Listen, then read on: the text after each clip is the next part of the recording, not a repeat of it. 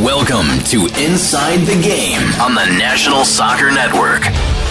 Now, here are your hosts, Jonathan Turner and Nathan Wangler.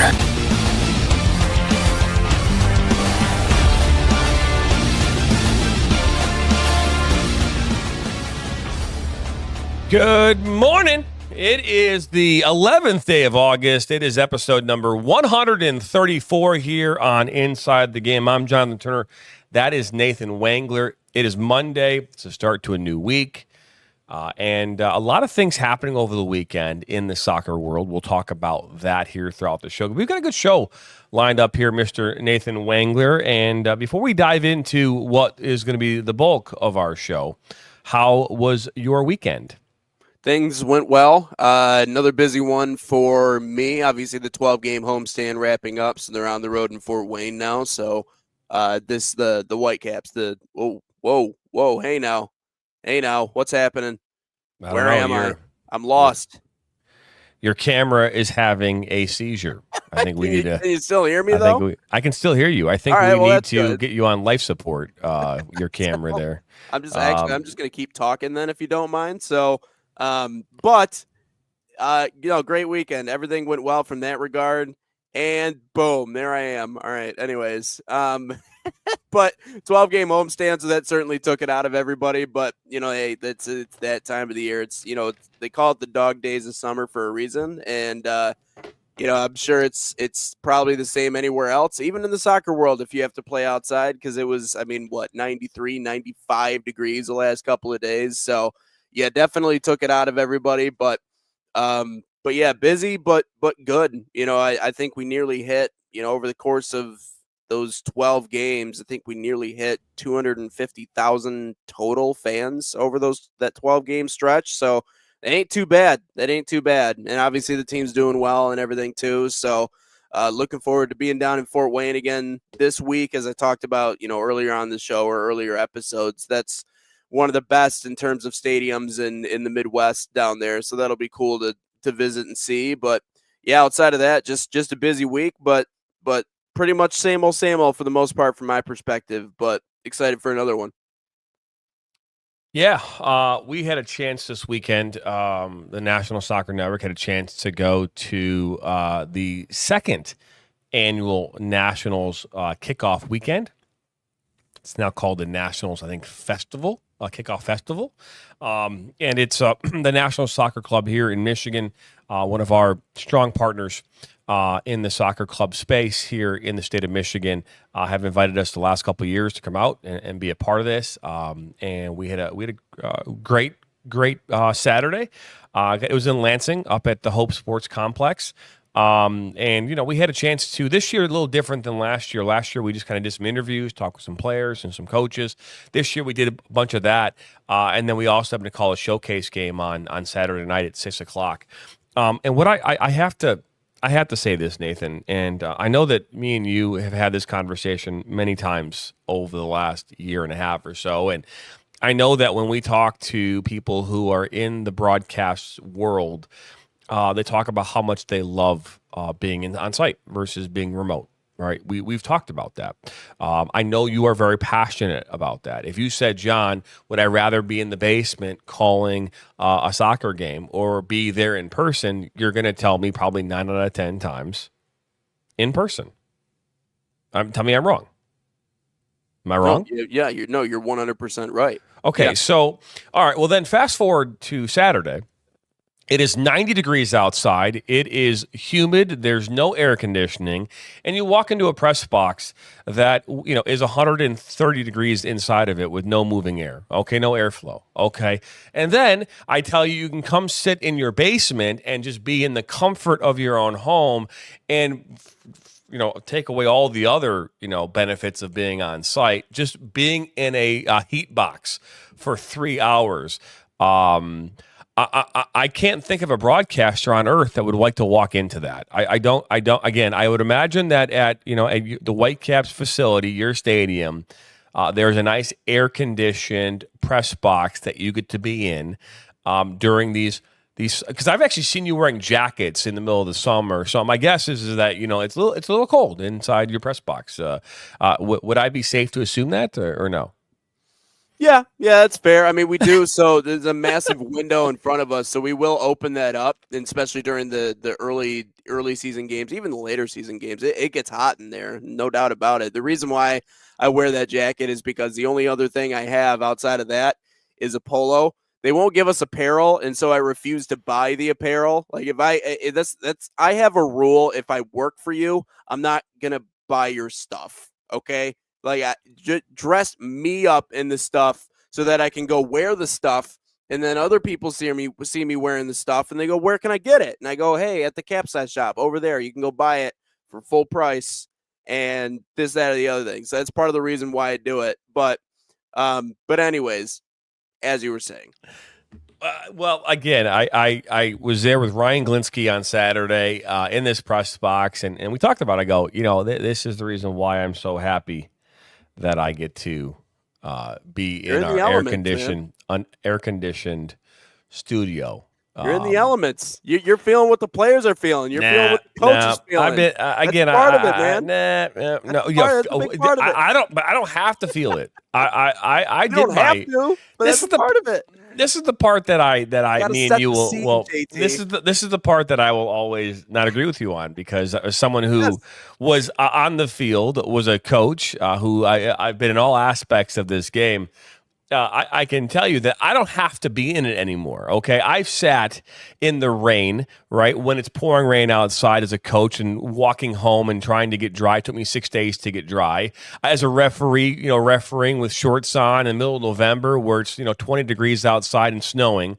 I've been in the elements. I've also been in the elements in this environment, where I was in in Leesburg, Virginia, in August of 2023.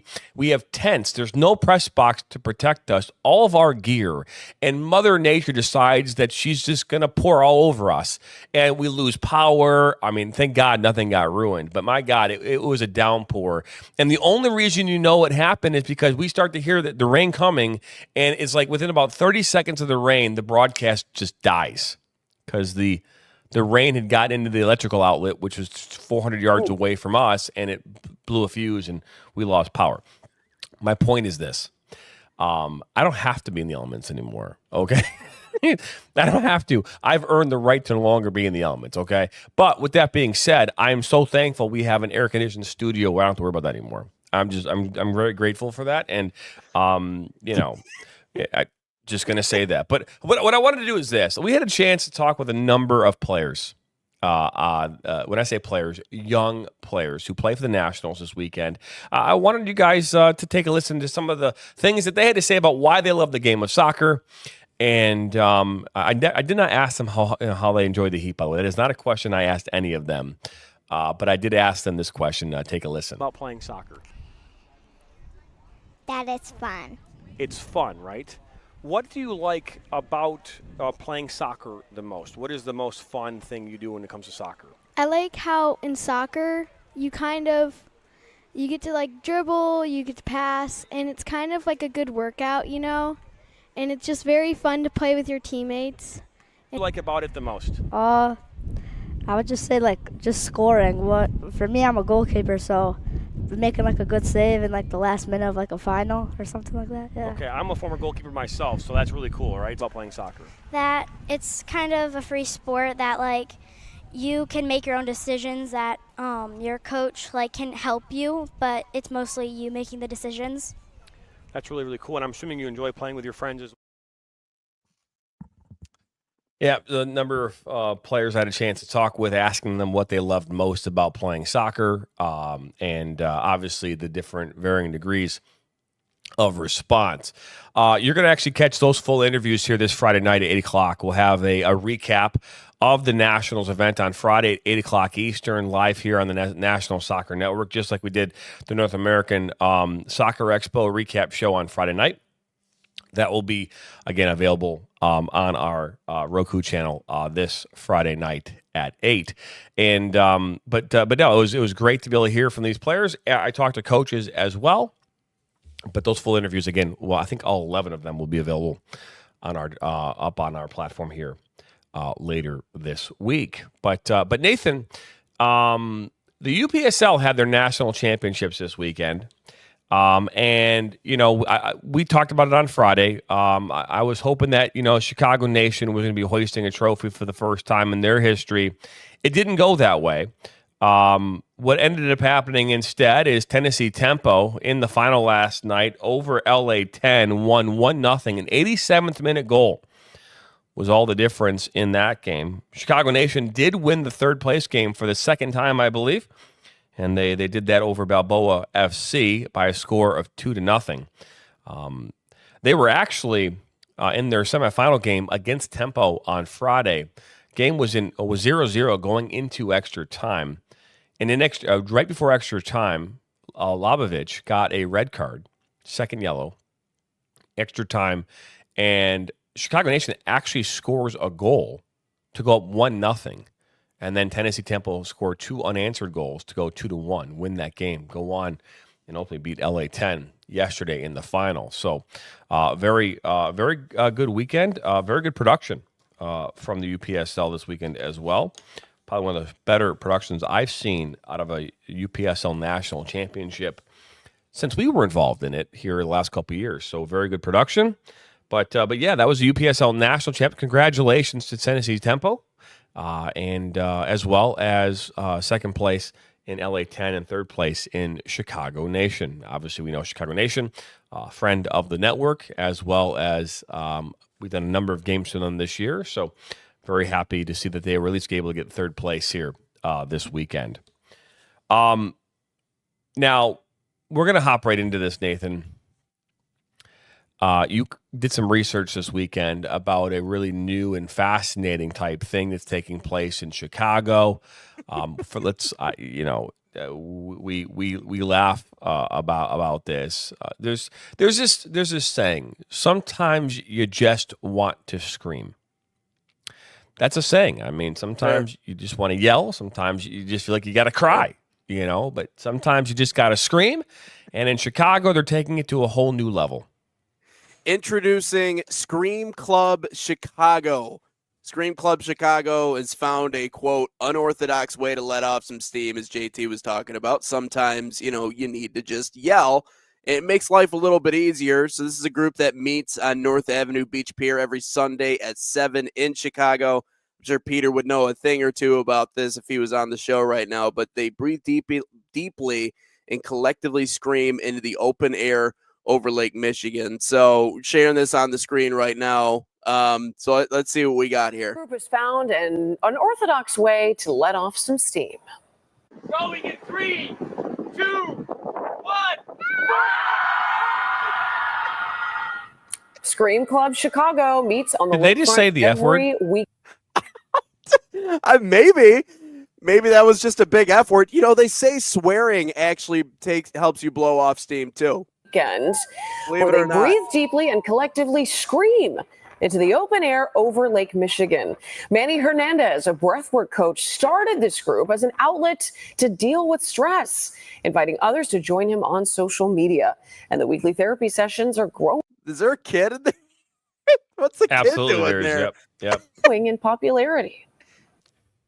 What's bringing me back out here really is that there are things I'm ready to let go of, that I'm finally having out. All right, anyways, you get the point. And here was my point with this. Now, this was just sort of meant to be a fun subject because I know that we were going to talk about nationals and North American Soccer Expo and everything else along those lines. You and Ryan did a great job with that, by the way. But here's what I'm thinking, because whenever we post our videos, we get a contingency of people who maybe they're not from the United States, and they always pick on us about this, that, or the other thing about being American. There's just some people, and I saw one comment under one of our videos, and I think it's when you were talking to Alexi Lalas at the North American Soccer Expo about all the different stuff, the U.S. men's national team, everything else along those lines. And the comment reads, I was taught when I was young to never listen to American commentators when it comes to soccer or football.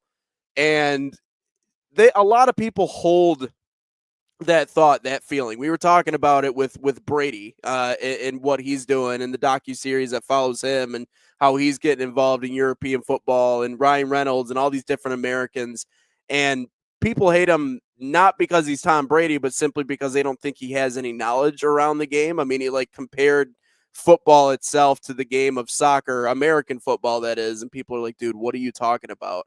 So people dog on Americans all the time. But the one thing I will give anybody when it comes to Americans, they will do anything than just go for a walk or work out or lift a weight or go on an elliptical somewhere. We will do anything other than just sweat. Like we'll come up with these magic bullet pills that you take and all these other things, and it's scream club where you're just like screaming into the open air. Now I get it, okay, but why can't you just like scream into a pillow? Why can't you just scream in a room by yourself somewhere? I don't know, like or just go to the gym and be one of those macho people that just screams while you're working out. That's fine. I mean, you might get the lunk alarm set off on you if you go to Planet Fitness, but whatever, you can figure it out as you go. But why do Americans refuse to just exercise? Just be active. The one thing that is going to help out your mental and physical health more than anything else in this world is just exercising, is putting your body through something that's hard, that's strenuous, that's going to make you breathe hard, everything else like that. That is, you got to move around. If you move around, you're going to be okay. All right. Things are going to get a lot better. But I don't know, man, it's a cool idea. It's fine, whatever. But like, man, there's got to be a better way, in my opinion. There has to be a better way. I mean, how do you relieve stress? That's my question. Oh, I don't. I mean, you say you don't. You just walk around stressed all the time anyway. No, I mean, I don't know. What's the difference between this and a rage room? Right now, you get to smash stuff up in a room. There's yeah. Nowadays we're trying to find the unhealthy way to release, or maybe the unhealthier of ways to release unhealthiness. Is that right? Maybe that's it. I mean, I guess that's okay. I guess if you're in a rage room, you're smashing things that aren't, valuable. I don't. As long as you're not taking it on somebody else, I guess. At the end of the day, if you're not taking your stress out on your significant other, you're not, doing things you shouldn't do. I guess I don't know if I don't have a problem with this. I think it's goofy. I think if you're going to actually dedicate an hour or go to at a specific time on a Sunday to go scream, I think, to be fair, if you're dedicating time, you might have, especially in the Chicagoland area, traffic and everything. I mean, you're creating the stress by just going to this thing in the first place. That's where it comes from. Yeah, it's like I need this. I can't wait till I get to this lakefront to yell, to scream. It's like, come on. I don't know. I mean, I needed this. I wait until Sunday to do it too. So what does it all bottle up and then Sunday you just release it all? I don't subscribe to it. I think if somebody else does, congratulations, good for you. I think there's ways that you could scream in your basement. You could get down on your hands and knees and maybe pray.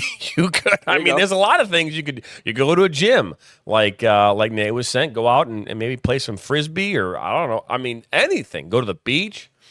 I mean, the point of me showing you this, watch C-SPAN for like 7 hours. I mean, that could be a good fun thing to release some stress. Man. Go to a soccer game wearing a MAGA hat. That could release some stress. Hey, stir the pot a little bit. Yeah, it's like we are all in this world now where we are constantly inundated with stuff that could, make you go mad. My only question is, can you live stream it though? Can we live stream Scream Club? We should get those people in on the soccer world, man. No. I mean, you could just scream at a soccer game. Why you got to scream out in the open ocean? Just go scream at a guy in shorts. I think or it's girl in shorts. I just don't. I don't. Again, to each their own. Just saying. To each their own. Saying. I actually wanted to parlay that into you. Do you and I want to start our own Scream Club, though? No. No, I don't want to. Nope. Got a I'm big good. facility there. We can just scream. We and can scream. absolutely scream until our hearts desire, and I have no interest in anything of the sort. You don't want to scream? Because you might scream a lot. I'm just saying. Why would I scream? I know you got a lot of scream. You got a lot to scream about. I'm sure.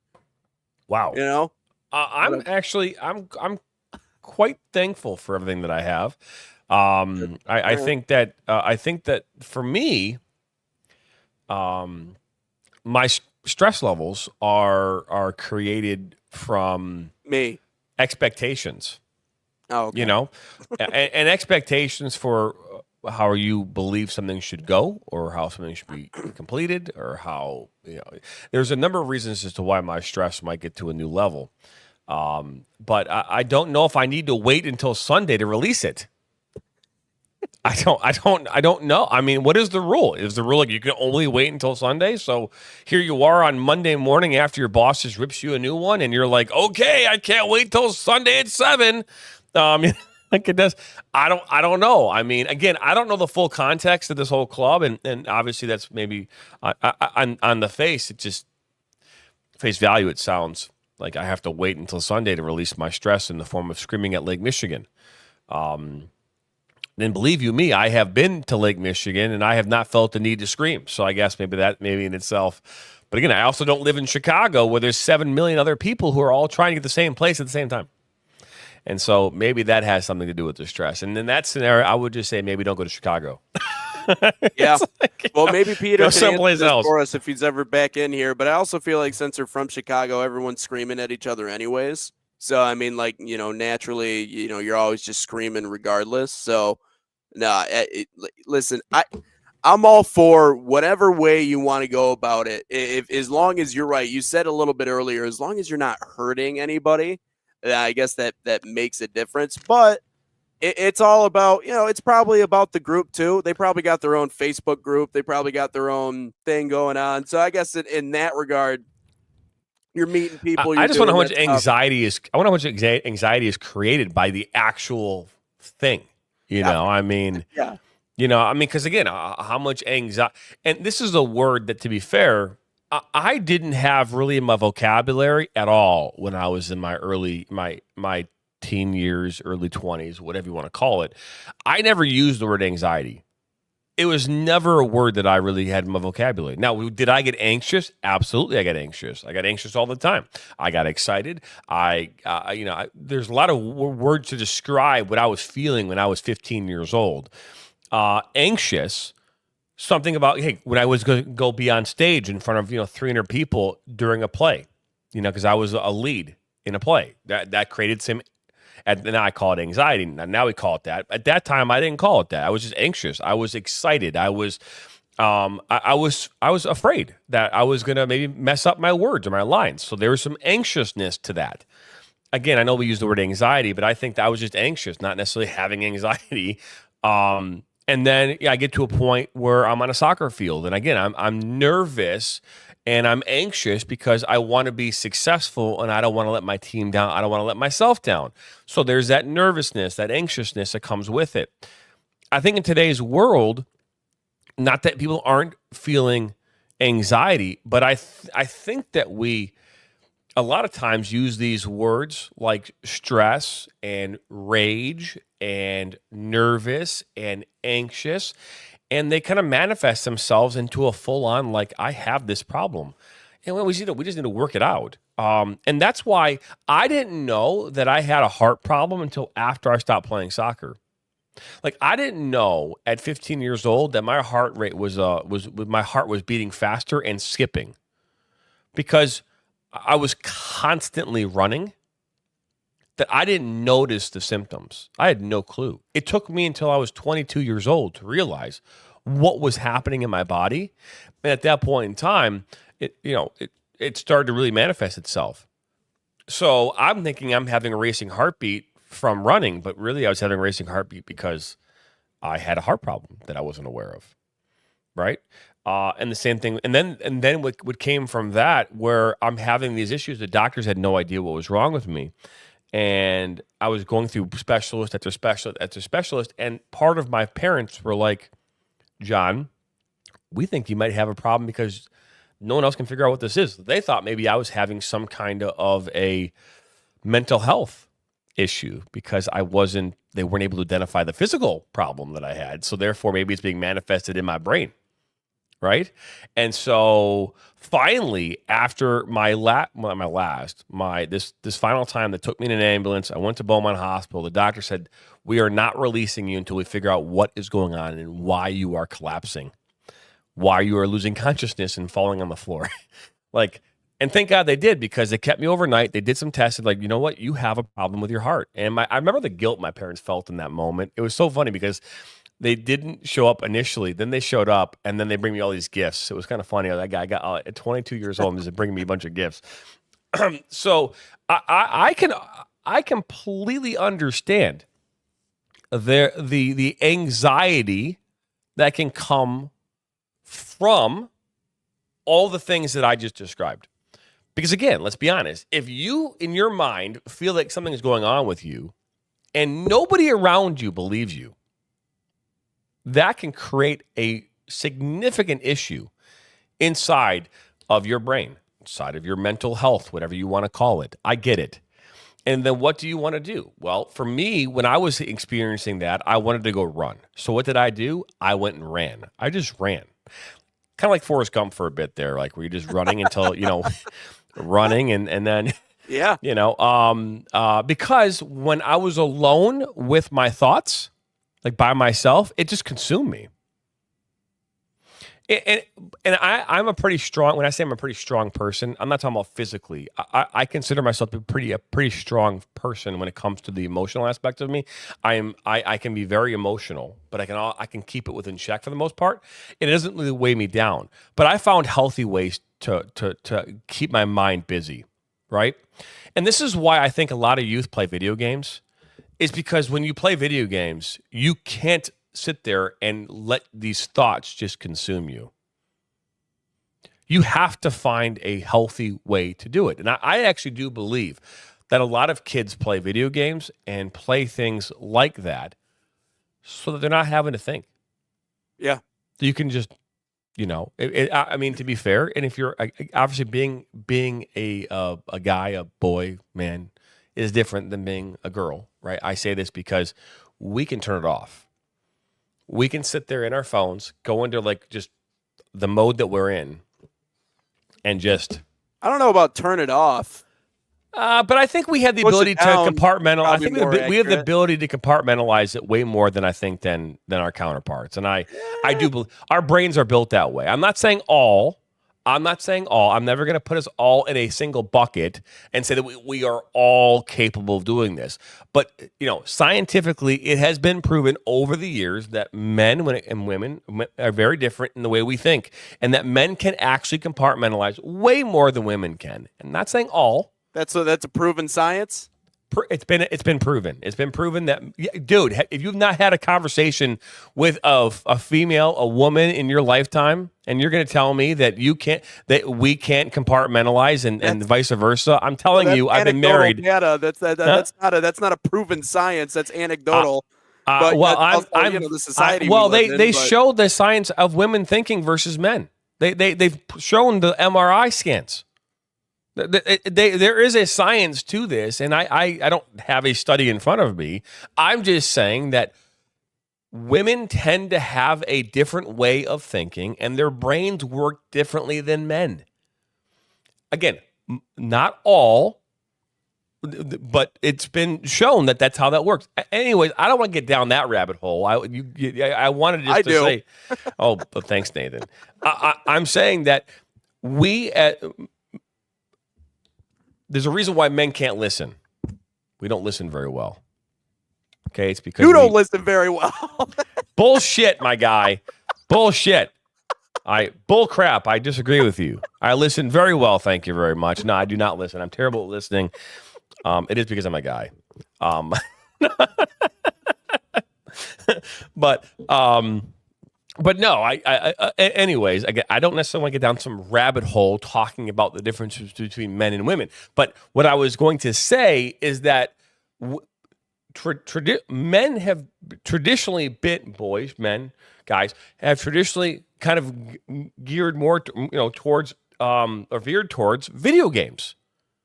I'm not saying that to be like that, but that's. I mean, you look at growing up, how many of your girlfriends, girls, were playing video games? It was few and far.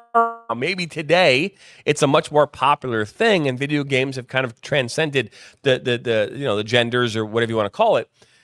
But growing up, I can tell you that it was me and my guy friends were all hanging around playing video games. I just didn't imagine a bunch of girls sitting in a room playing video games. I just didn't see that being a thing. But we go to parties, girls would all be out having a conversation or doing something else, and we'd be playing video games or playing cards or whatever else.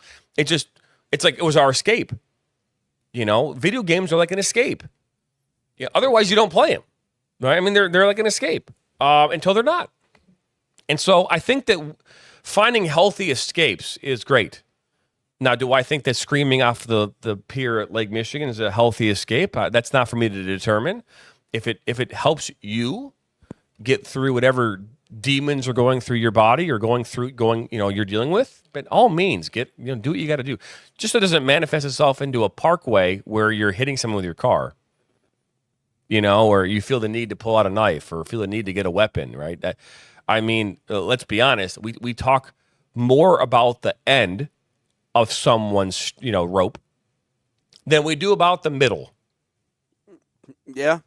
Right? I mean, we talk about what the result of the end of the line is and not the middle. We all know what the beginning of the line looks like. Oh, shit. I got to sit here for 3 hours? Oh, this sucks. Yeah. By the time you get to the end of the line and your patience is gone, you're tired, you're sweaty, and you're like, this is awful. If we could find a way to have that discussion more often, Nathan, I think that, and talking about the middle, because where are you at the beginning of the line? Oh, you're fresh. Oh, this is okay. 3 hours. I can do this.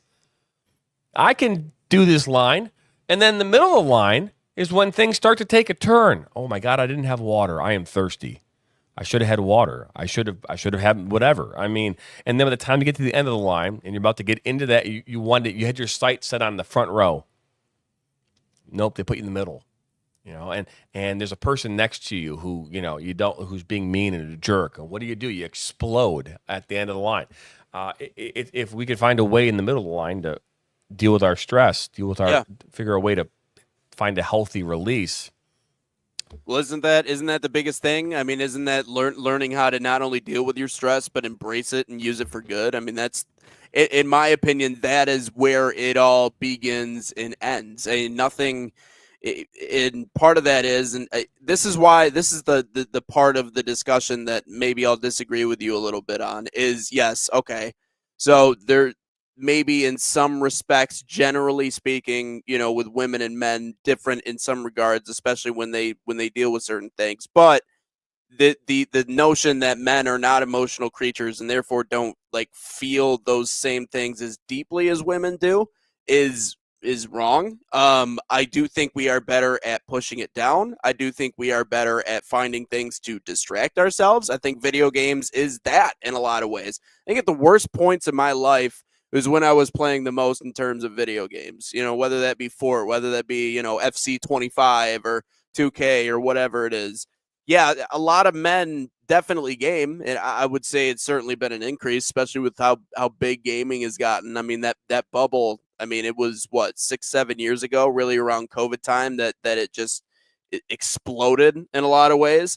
So gaming has taken on new life. I do think there are more women gaming now than ever before, especially when you introduce Twitch streaming and all that other stuff.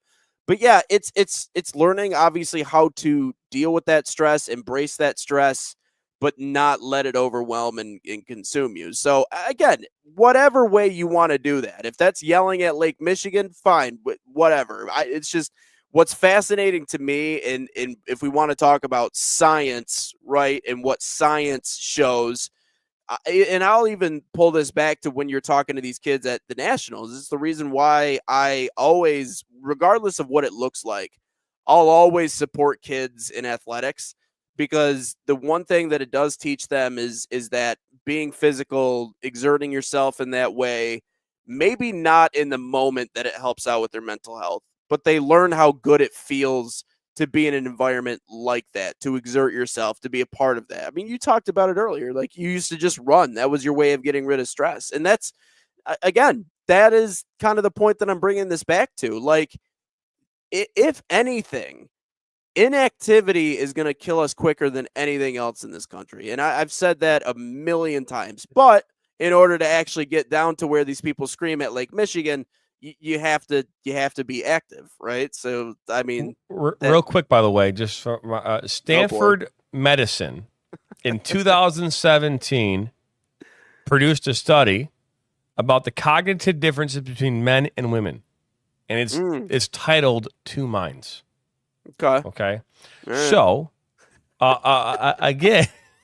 My man's chat GPT in over here. No, I did not chat GPT this. I actually looked. I went into Google. I did Google it, and it gave me the article in full force. So, how our brains differ. I would encourage. Anyways, I did not want to get into a rabbit hole about this, but I think that if I know we live in this world now where we're like, no, we're all live on air. Huh? I know we live in this world now where like it's a different world than it was when I was growing up, and I don't want I'm not going to different world. Yep. That's fair. And so I know that things can be somewhat muddy, but again, just if you've ever had a conversation with a guy and a conversation with a girl, and there are differences in how we communicate. There are differences in how we talk. There's differences, and good, bad, or indifferent. And anyways. I actually watched this Christian comedian, whatever, talking about it once about how, like, men, if you were to compare them to like an attic, like their brains, men and women, like men's brains would be these boxes. They'd be individual boxes they don't ever touch. They're just boxes. They never touch. Okay.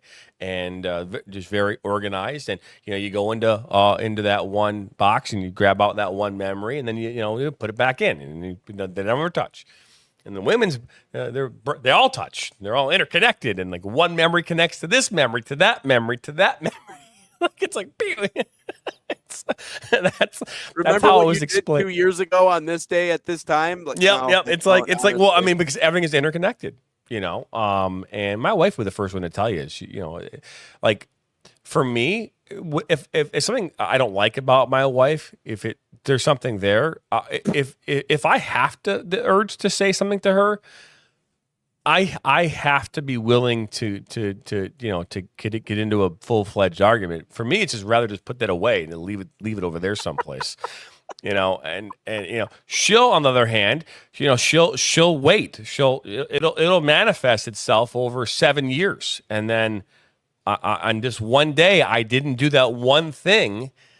And it goes back to the 7 years ago where it first bothered her, but she didn't say anything, and it just boom, there it is. It's like, and it's not a bad thing. I love her to death, and we have a great relationship. But it's like that's kind of how we are. And if I feel like I have to say something, I will absolutely say something. Man. My God, she does. It's me she's married to. Oh yeah. So, but I can only imagine if she wanted, she could probably go do a screaming thing here or there once in a while. I mean, probably a good thing for her, right? What about a rage room? I think that would just be fun. I think that would just be to break some stuff. I think that would just be fun. Not raging like I need to go let some steam off, but I just feel like that'd just be fun to go break some shit. Yes. Yeah, you get your own music played and everything. It's great. That's the thing. Like they actually set you up with like in the room, like you can choose the music, you can choose whatever. I would just play our podcast in the background and then start destroying stuff. All kidding aside, I think it's important that I say this because I don't want people to cancel me over the fact that I compared differences between men and women. Whatever. Put it on social. You're done. I great. We all have our way of thinking. And we all have our opinions. And all of us are entitled to those opinions. And the last thing that I want to do is project to you my opinion on something. I just referenced that there was scientific studies that have been done. I gave you a study. There's probably 30 more that might even contradict what I just said. Okay? I think it's important to acknowledge that there's a difference between me and you, Nathan. We think differently. What? We are not the same person. Oh, come on. again, and there is a difference between my wife and I and my daughters. There are differences that we all have. I think our biggest challenge in today's world is that we don't know how to communicate those differences in a way that doesn't make the other person feel like they're being alienated. That is our biggest problem in this country. One of them. There's lots of them, but that's one of the biggest ones. Because here I am, I'm saying something, you don't agree with me, and I didn't communicate it properly. I'm trying to, not mince my words while I'm doing it. And sure as shit, I probably did, and it maybe angered, people who are viewing this. And I'm not like, I'm not trying to do that on purpose. I know. Yeah, but then here lies the problem. I'm now the asshole for saying it. No difference than when during the show, I'm like, last week we talked about the whole St. Louis guy, and it's like I said, well, you have the right to put a flag up that says I hate this country or I love this country. Either one should be allowed in these environments. And someone was like, well, that those things are completely different than MAGA. To be fair, no, they're not. And the reason they're not different is because what you see MAGA for is different than what the next person sees MAGA for, and vice versa. You can go up and down the thing, and you could probably ask 10 people what they think MAGA is, and you're going to get 10 different answers. You might get 4 out of 10 right, the same. Not everyone looks at something the same way. And that's the problem, is that we've put these things into these buckets and we said they're bad. When maybe they're not as bad as you think they are, or they really are bad. There are things every day that hit the internet, Nathan, that we see that are like, what the hell is that? Yeah, welcome that's an acceptable thing to be like, we're not angered by that? No one's angered by that? But we're angered by this. Like, wait a second. Like, I mean, picking hills to die on, molehills. That's right. Yeah, it's that's what I'm saying. It's like there's no consistency, and so that's why I'm saying it's like don't get hung up on these singular things because I keep saying this. There are many things over the years that we've had opportunities to make significant change in this country. There have been opportune moments, these opportune moments where change was needed, change needed to happen. And nothing came of it. And we can all sit here and say, well, why didn't it happen? Because people are involved. Yeah. And we're all much infighting too. Like no one can figure out what's right or wrong, and we're all just surrounded by that was a turn from relieving stress to all this other stuff. But like I said on the show, and I think, people definitely sounded off about that in particular. I just think that the inner fighting, the you versus me, is just, it's a problem. I think when you invite the problems, then that's one thing. You're kind of asking for it, and that's why I said on our last show, you play stupid games, win stupid prizes. Like that's exactly where we are. But yeah, people have differing opinions on things. I understand that. I just think generally it's good to just be a good person. Just recognize the people that are around you. And if you don't feel like you should be doing something, or if you are exclusively told not to do something, it's probably smart not to do that thing. All right. But like I was talking with somebody about this the other day. Like in my personal opinion, it's never been blue and red or blue versus red or left versus right. I mean, it's always been top versus bottom. That's kind of where we are in America right now. Like it's the people who hold on to a certain amount of money that isn't even fathomable. Like I can't even imagine how much they actually have at their disposal. And then the portion of Americans, and you and I talked about it, like what are you going to do during the summer? What are you going to spend your money on? How does the sport of soccer stack up against all the other summer attractions and things that you can do? And where are you going to spend your last dime? So that's in my opinion, it's always been top versus bottom. But fighting each other over trivial stuff. Yeah, and here's the thing: envy is a real thing. It's always been a thing. It will never not be a thing. Okay, and again, envy comes in a lot of different. When I say envy can be a lot of things. It could be the way someone looks, the way they wear, not the types of clothes, but how they wear their clothes, their body type. It could be how athletic they are, or lack of, how smart they are, or not how smart. There's a lot of ways you could look at envy. Okay. And I know that the easiest thing to look at is someone's wealth, or why does somebody have more than me? Okay. I work my ass off, and again, there are many reasons as to why people are in the spots that they might be in. And I could look back in my lifetime and pick out 3 or 4 moments where if I had just made one other decision, I wouldn't be where I'm at financially, or vice versa. I could look at those moments and say I can pinpoint them, and not necessarily to a finite point, but I could be like that if I had made that decision right there differently, I would have been in a way better spot, or I'd be well worse off than I am today. I can look at those moments. The problem is, and I know we're totally veering off now, but I think our biggest thing is that for the longest time in this country, we have made this focus about higher education as being the primary reason as to what you need to do to go where you want to go, and that for a good part from like the mid '80s to like the early 2000s, probably a good thing for you maybe to look into doing. But because of that, we also took a focus off of other areas in this country where you could be just as successful, if not more successful, if you went into a trade, if you went into into sales, or you completely bypassed higher education and became an entrepreneur. Those things are the areas where, if you look at our country now, as an area that we will struggle in for a while, because the college degree, if you're going into computer science in 2025, that is a bad place to be putting your. You should not be going to college for that, okay? Because those jobs are going away to AI.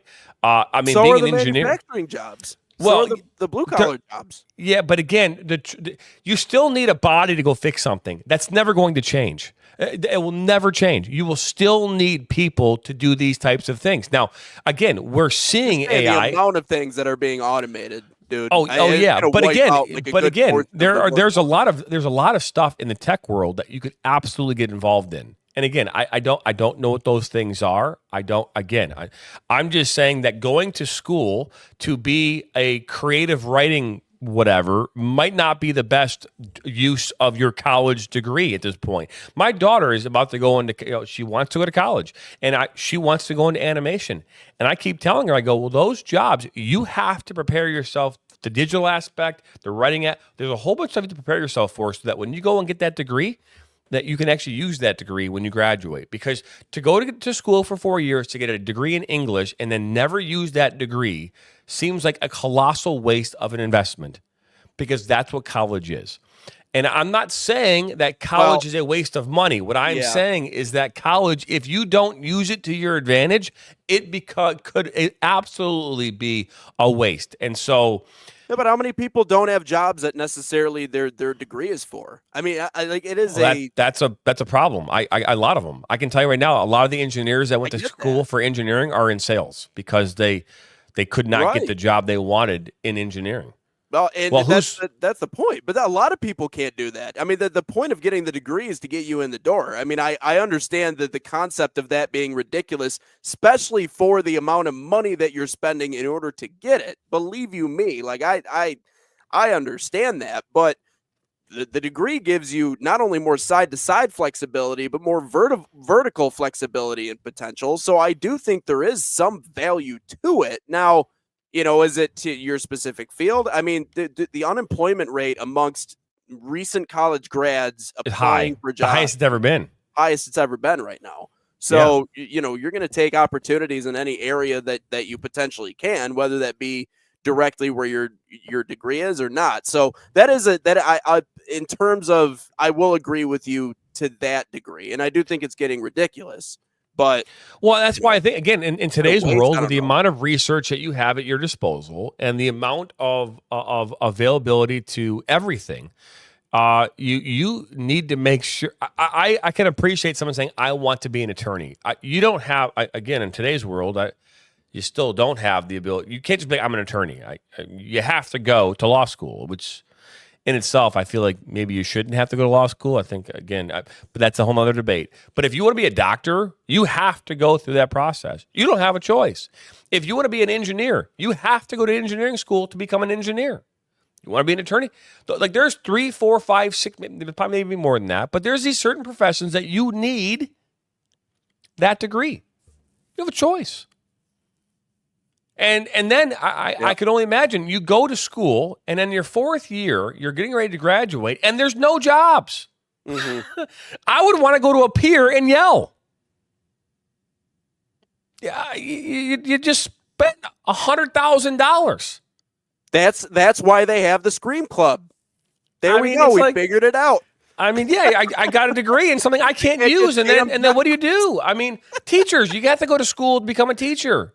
It's like, yeah. So there's certain occupations that you are required. You have no choice. All that I'm saying is that if you're going to go and you're going to spend $130,000 over the next 5 years to get your college degree, make sure you're giving yourself a fighting chance when you come out of that with that degree, that you're going to get a job in the field that you actually studied for. That's all that I'm saying.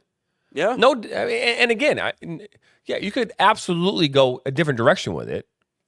Yeah, of course. But I just feel like if we're going to college for a degree, and maybe they need to change degrees. Maybe you just go to college and it's like high school. You just learn a whole bunch of stuff that prepares you for any job.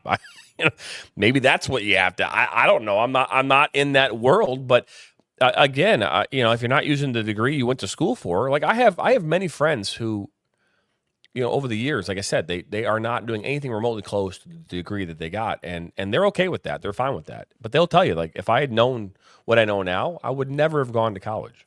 And not because they don't think college is right, but for what they're doing, they didn't need it. And so I think that's probably, especially if you're talking about paying it for 15 years after, and you're still paying on it. That check going out every month. Holy, I can only imagine what that feels like. But yeah. But here's the thing. I want to transition to this. We've only got 8 minutes left. Yep. Okay. What better way to relieve stress than talking about food, right? And yes, screaming is one way of that. But what does bring people closer together? I do believe that food, Nathan, it does bring people closer together. I do. I believe that, if we talk about the things that we do a lot of, and sports is one of those things that brings people together, and food. And so when we talk about food on this platform, we typically talk about the good food. We talk about how good pizza is, or how good, the hot dog was, or the best concession stands in Michigan. I mean, I asked these young kids on Saturday what their favorite candy was. On the way home from a game, and they're begging mom and dad to take them to a restaurant. What restaurant would that be? I'm asking them all the good stuff. Yeah. Now, you came across an interesting thing this weekend in regards to food and soccer, and now's our time to transition into that. Hopefully, this will not make you want to go to a pier and throw up. Maybe some of these. Introducing Footy Scran. So this is a page on X, Footy, SCRAN. And essentially what this TikTok page, or Twitter page rather, does, and this is why I love Twitter. Like I will follow so many of these on-off, like these very niche pages. One of them that I follow is MLB ejections, right? So it's anybody that gets ejected, minor league, major league baseball, they will show it on this page, right? We got ump reviews, we got all this other stuff. Well, in the soccer/football sense, this is what they call Footy Scran. So they go to all these different places across European football, some of the top clubs, and they pick out some of their favorite but also least favorite foods. I'm fascinated by what Europeans actually enjoy eating. So let's get into this. Let me know if you can hear this. Worst football stadium food. Starting with a cheese panini at Man United for £3.50. Oh, cheese. I don't know where the cheese is. Am I missing the cheese part? I think it's up there on that edge. All right. I think. Okay. Cheese panini. Where is the cheese?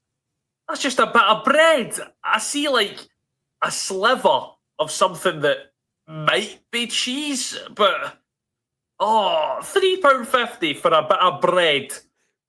I mean, they can't even feed their own fans now, Man United. That is a disgrace. That's worse than the team. Right, I wouldn't go that far, but that is terrible. What the hell? Where is it? Where is everything? There's nothing in there. There's nothing. It's empty. Next, we have a cheeseburger at the Snapdragon Stadium for £10.50. More like a bloody onion burger. Ah! All I see is onions. Onion I see the burger. tiniest bit of cheese and then just onions and more onions. If you were to eat You spending $13.50 on an onion burger, JT? You're not gonna be able to feel your feet. Uh, that, I couldn't speak to you for a year. You're £3.30. Oh, that doesn't look like a sausage. Ah, ooh. The colour of it. Why is it so crusty? Oh, no. Oh, let's be honest. That's straight out the toilet. Straight out of the toilet. I've got to say, I had to say it. How much do you think the burnt wiener would go for if you were at Ford Field? I bet that'd be about $15 right there. $7 or $8, I would think, right? That does not look right. That. Oh, we That's got a making good me one sick coming up. looking at it. That's not good, no. I was fine until he just started throw making that his in own the bin. sounds. Chuck it in the bin. I don't want it. No. Oh, fairly go on to the accurate, next though. one. I can't look at it. That's got to be a joke. 2 tacos and a beer at Allianz Stadium for £24. 24. I love how he called a Legion elegant. Close enough. Whatever. What? For 2 measly tacos? And you get a beer as well. Great. I mean, I get that it's the El Clasico. So now he's just getting mad at American prices, which I get it. But trust me, man, I understand it. I think we're all kind of with him on this. This next one is fascinating to me. At Chesterfield for £5.50. What? That burger's still mooing. Moo! Oh, as if that tiny bit of tomato sauce is going to save that burger for being raw. That is raw. Ugh. Why is the cheese radioactive as well? Like, what is the colour? It's so luminous. Oh, no. Oh, that doesn't look right. The Radioactive. consistency of that burger, I can only imagine. Now we have a pizza slice at Arsenal for £5. Let me read that again. A slice of pizza for a £5. What? He's just getting mad at prices at this point. Oh, here we go. Sausage water. £2. Sausage. Water? What the hell? Is that like the sausage juice or something? What the hell even is that? What would that smell like? That's not for me. Sausage water. Oh, that sounds like my worst nightmare. Oh, God, no. Oh, I can only imagine the smell. If you ever brought me sausage water at a game that we were at, JT, I would quit the company on the spot. I'd run away. You'd never see me I think again. if that's all I had to do was give you sausage water. Tiny wee gherkins. And a burger that looks like a bit of tarmac. I mean, a car Burger could with drive gherkins. on that burger and it would still be all right. It would still be flat. That's a bit of tarmac. That is not edible. That doesn't look edible to me. The 2 tiniest gherkins of all time aren't going to save the taste of tarmac. I'm sorry. Brighton. I just stuck them on a bit of newspaper and added two cups of sauce in plastic tubs. I mean, they've not even put the sauce on for you. What is that? Oh my God, what That's is meant that? to be steak or something. What? Sheffield, what? I don't even know where that is. Oh my. Sheffield. Yeah, that's it's in England. Oh, so that's supposed to be a Philly cheesesteak, I suppose. Hey, what is it with Europeans and refusing to melt cheese? Why? What? I don't. That's another thing that apparently we just took and made American was apparently melting cheese. I don't understand what their hesitation is here. I know we're coming up against our time right here, so I'll just give you one last one. Here you go. Global Foot 38 for £9.90 with a pint. Oh, great, you get a pint with it.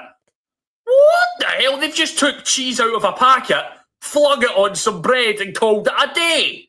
What is that thing? Are those like peppers? What are those? Are those pickles? I think they're peppers, and then I think it's just two like thick slices of cheese on bread. And then a beer, right? So I think that's kind of the point he's trying to make here is that, well, at least they give you something to choke it down with. But there you go, Footy Scran, European football. Oh, boy. Hey, man, if you grew up with it, like your peas and your mashes and whatever, you do your thing, man. But just not my go-to. I'm proud to be an American. Oh, boy. 'Cause at least I know I'm free, and we have burgers and hot dogs.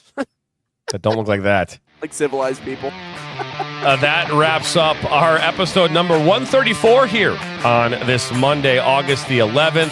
Want to shout out to all the Michigan high school boys soccer players who are kicking it off here. Today is the start of the fall 25 season. State championships coming up here in November, so they're all getting ready for that starting today. We'll have coverage of the high school season here in Michigan throughout much of the fall. But for all of us here at the National Soccer Network and Inside the Game, I'm Jonathan Turner. That's Nathan Wengler. I'll be back here tomorrow morning at the same time, same place.